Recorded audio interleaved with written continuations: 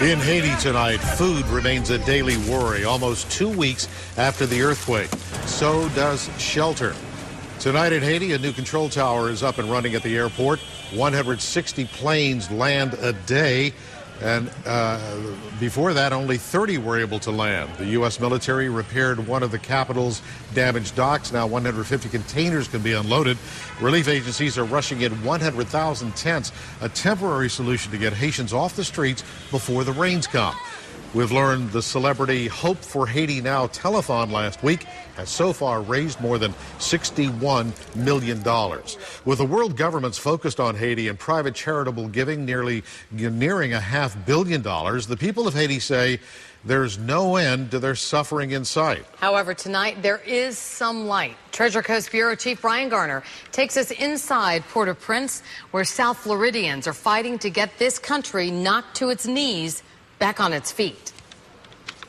Travel along the earthquake-battered roads 20 to 30 miles beyond Port-au-Prince to the village of Petit Guave. The nearest hospital lies in ruins, leading the sick and the injured to find help here. Okay. Doctors, nurses, and volunteers have traveled from the United States to make a small open-air medical clinic on the grounds of a church. It's a hot buggy, but everyone is very appreciative. Brian Ridgely, part of a group of volunteers from Martin County, seeing literally hundreds of patients a day, treating most of them outside on tables beneath trees. The equipment is antiquated. It's not available, so we're kind of adapting and overcoming right now. Like this water bottle used to cover a syringe, inserted into the tiny leg bone of an infant boy. He's suffering from malaria. He came to the clinic nearly lifeless, but he's starting to perk up thanks to the IV. And so is his twin sister, lying just a few feet away, also treated for malaria. Intravenously and through the mouth, he's finally drinking now, so it's a miracle. I asked Sarah Franklin of Stewart how she ended up here in Haiti. You're a nurse. No, I work at Carson's Tavern. Get out of here. She says she wanted to make a difference. Could be my new career choice. I don't know. We'll see. Inside a tiny cinder block building nearby, another group of volunteers helps a 17-year-old girl trying to deliver a baby. They say this woman's been in labor all day long, and they're trying to get her to deliver the baby before nightfall. That's because they have no electric power here, and they only have one light. When the baby, a little girl, finally comes out, she's silent. No newborn cry. A crowd of villagers gathers at the window, praying this baby will show some sign of life. Her cry is tiny and weak, but it means she's breathing on her own. Well, we have 4 babies. They range from, I think we're less than a year. They're up to 5 babies now that we really need to get out of here, which is basically a triage area. He wants to get the children to the U.S. Navy Comfort, a hospital ship docked offshore. Congressman Tom Rooney, visiting the volunteers at the clinic, rushes to the nearest Marine outpost to ask for help with the babies. These Marines have a specific job, distributing food and water to the earthquake victims. Rooney will have to convince a Marine colonel to divert a helicopter for the children. Moments later, the nursing volunteers arrive, babies in hand, to try and make their case. The mother went into labor with the earthquake. The father died. The baby's jaundiced, has a bowel obstruction, and won't make it if he doesn't get surgery. The desperate scene serves its purpose. They convince the colonel to keep the babies on base overnight and the next morning fly them to a hospital ship for follow-up care. Delivering 4 babies that was not on his docket, I just appreciate the colonel adjusting fire, so to speak, and making that his priority.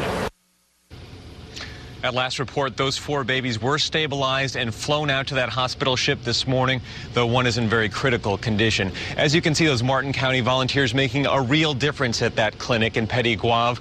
Gary Uber, a local businessman, and Brian Irvin, a sheriff's chaplain, recruited that team. They plan to recruit more physicians and volunteers to rotate in and work on that clinic for as long as it's needed. Reporting live in Fort Pierce, Brian Garner, WPTV, News Channel 5. Brian, thank you. And Riviera Beach Mayor Thomas Masters is just back from Port-au-Prince as well. He traveled there with Missionary Flights International, as well as a team of doctors and nurses. Masters plans to hold a news conference Wednesday to talk about what South Floridians can do to help. Only on 5, a look at the rubble of what used to be Hotel Montana in Port-au-Prince, where the search continues for 4 missing Lynn University students and 2 faculty members.